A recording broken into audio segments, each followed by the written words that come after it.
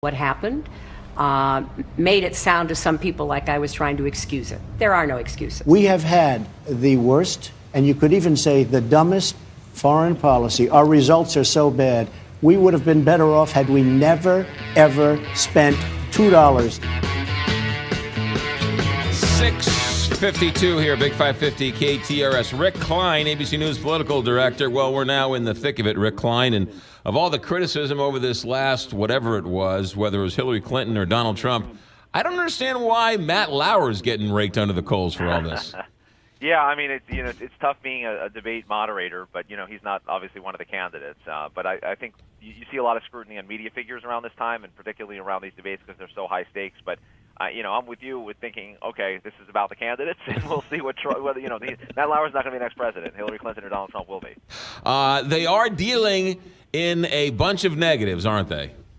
Oh, yeah. I mean, it is about as fiercely negative as one can imagine, and it has been kind of continually in that direction. And you keep thinking, is there a new low, a new low?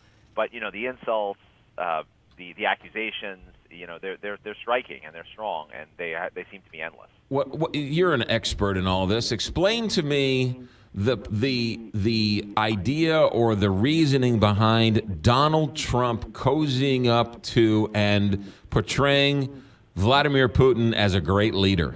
Oh, this is a classic in the playbook, right? Love on your enemy. I'll tell you. Trump likes to say that he's uncoached and likes to trust his own instincts. I don't think there's another example that proves it better, because there's no campaign advisor I can ever imagine who'd say, you know what, Donald, go out there and love on Vladimir Putin. Go out there and talk about what a strong leader Vladimir Putin is. I mean, that is nuts. Really, is a strategy. But look, he's hoping that people say, this is how you deal with strength, and I can go toe-to-toe with these guys. I suppose that's the calculation. But I'll tell you, I just don't see a lot of political upside in cozying up to Putin. I don't see it as political upside, but I don't see it hurting him either. His supporters defend every single thing he says. Well, that's just it, is that there's, just about nothing, and he said he can go shoot someone on Fifth Avenue, and it wouldn't hurt him, and he hasn't quite tested that claim, but he's gotten pretty close. Yeah. Hillary Clinton and the email scandal, at some point, the question is asked and answered, and I think if you're going to criticize Matt Lauer over anything, it's like asked and answered, let the voters decide and sort of move on, right?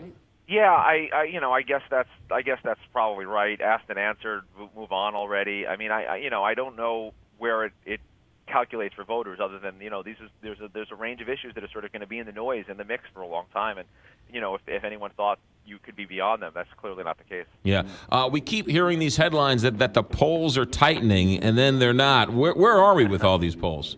I'm looking for another round of national polls after the Labor Day weekend, and I think state polls will kind of reflect a similar thing. There's no doubt the race is tighter than it was a couple weeks ago. Right after the convention, Hillary Clinton got more of a bounce than Donald Trump did. Then Trump had a very rough couple of weeks when he was fighting with the family members of fallen service members. So I have no doubt that it's a lot closer than it was at that stage. But I think we're back to a place where Hillary Clinton holds a sizable, a measurable, but very much overcomable lead.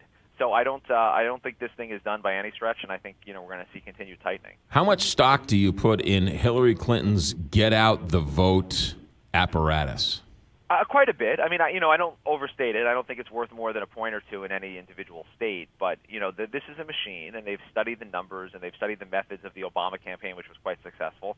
And they know that that's how the game is played on the ground. Trump doesn't have anything near that. Trump doesn't have anything like that. And as a consequence, if it's very, very tight in a number of states down the stretch, you have to pencil in a little bit of an edge. I don't think anyone can count on this and say, wow, the ground game's going to deliver. I think those days are over. Rick Klein, ABC News political director. Great, as always. Have a good weekend.